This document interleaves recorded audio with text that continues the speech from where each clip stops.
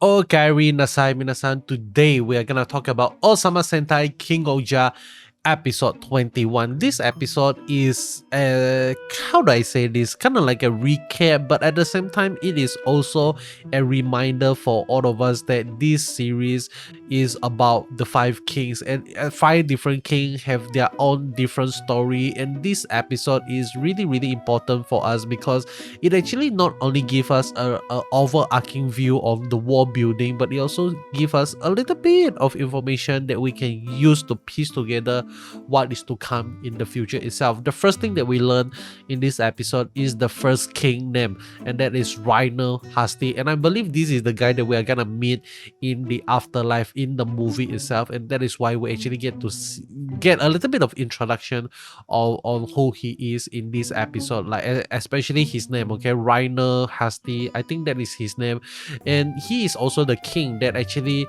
he is the first king of the entire world, the entire Terra itself, and that is why the five different kings are arguing with one another who should actually be the king of the world. And at the end of the day, how did they actually decide Reiner Hasti to be the king of the world is by a competition, and that is what we saw happened to Gira in this episode as well. Like, he was being challenged by all the different kings on what they are actually good at, and Gira lost all of them, but Reiner Hasti win all of them, and therefore he became the first king of the war itself. And right after he became the first king of the war, he actually split the war into five different countries, and that is how we actually got Nangosoba, we got Ishabana, we got Tofu, and we got Gokhan. Like, all five different countries is born right after he became the first king of Terra. So that is really interesting, because all these, like, I think I am not very clear on the world building, but this episode make it really clear that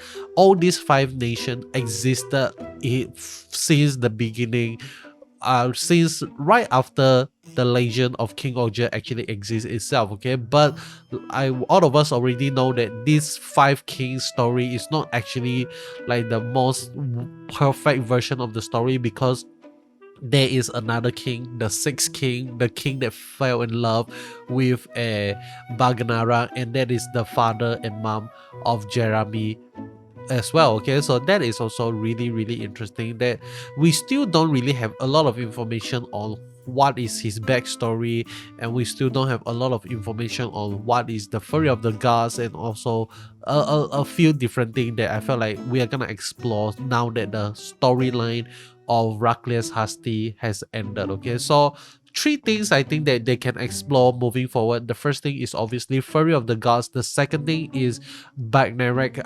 Empire.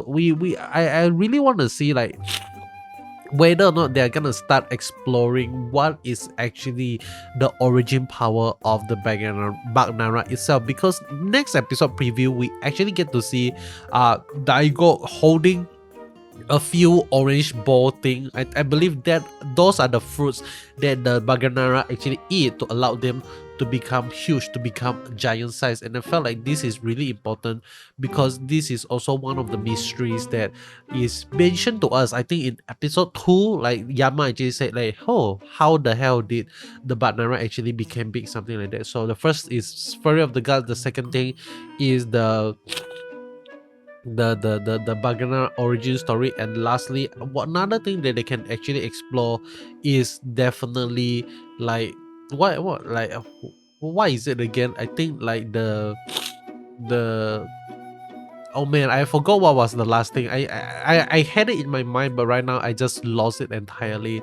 But one thing I would really love to see is definitely how the different kings, like, actually become kings in the first place. We heard about the Tofu uprising and all the stuff, but so far we haven't seen any flashback regarding that period of time at all. And I'm not sure whether or not we are eventually gonna see that happening or not. Another thing I would really love to see is how does Jeremy is gonna fulfill his desire to become the king in the in-between, something like that. So that is also something really interesting as well. So a few things that we learned here in this episode that is really important is that the first thing is that Yama is the creator of the Ohsama caliber, but he did not create Ohsama Caliber 0. Ohsama Caliber 0 existed before Yanma created the Ohsama Caliber itself. So Ohsama Caliber 0 is the prototype, is the foundation on what Yanma used to create Ohsama Caliber.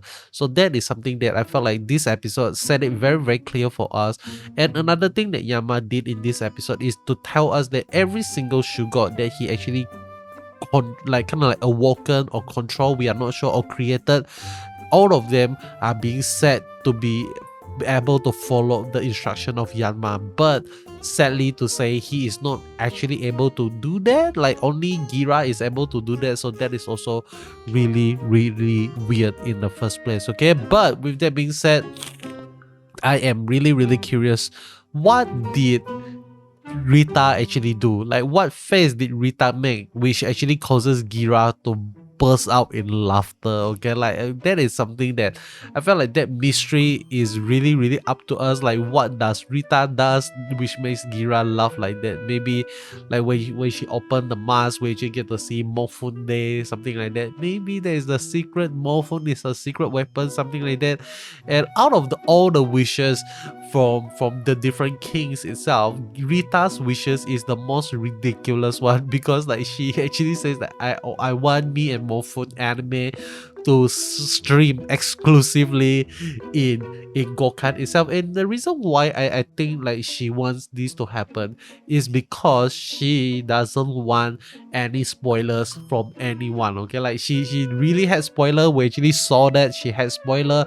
So how does she actually control this is to make sure that she is the only one that can actually watch me and Morphun, so no one else would actually be able to spoil her in the anime of Morphun itself. Okay, but right after this episode, we are gonna move on to episode 22. But before that, I believe that it is gonna be the movie Adventure Heaven.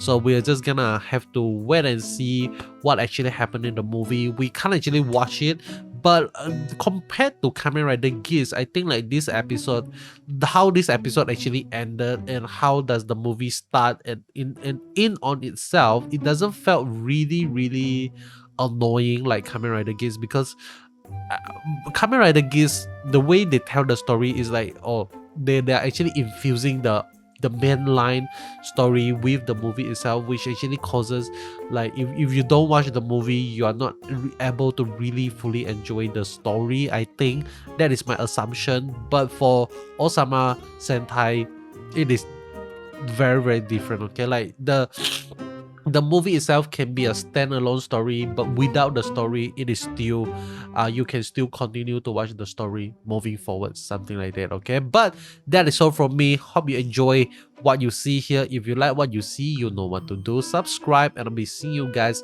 in the next one. But before I leave, I almost forgot to give you guys a secret word to comment in the comment section below to let me know you actually finished the video itself. The word today is red.